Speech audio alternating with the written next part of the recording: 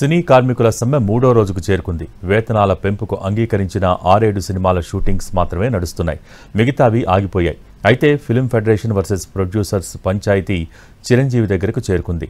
సినీ కార్మికులు డిమాండ్ చేస్తున్న స్థాయిలో వేతనాలు పెంచడం అసాధ్యమని నిర్మాతలు తేల్చేశారు.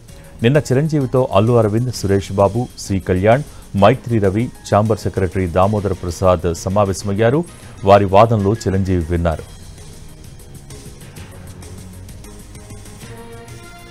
మరోవైపు ఫిల్మ్ ఫెడరేషన్ నాయకులతో చిరంజీవి చర్చించనున్నట్టు తెలుస్తోంది.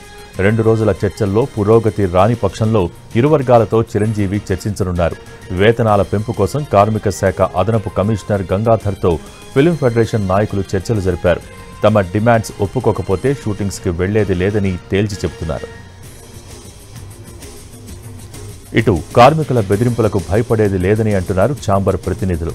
అవసరమైతే కొత్త వారితో షూటింగ్స్ చేస్తామంటోంది ఛాంబర్.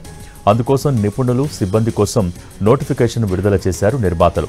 అయితే ఛాంబర్ నిర్ణయాలను ఫిల్మ్ ఫెడరేషన్ సభ్యులు వ్యతిరేకిస్తున్నారు. ఇవాళ మరోసారి ఫిల్మ్ ఫెడరేషన్ నాయకులతో నిర్మాతలు, ఫిల్మ్ ఛాంబర్ ప్రతినిధులు భేటీ కానున్నారు. చిరంజీవి జోక్యంతో సినీ కార్మికుల సమ్మె పరిష్కారం అవుతుందని ఆశాభావం వ్యక్తం చేస్తున్నాయి సినీ వర్గాలు.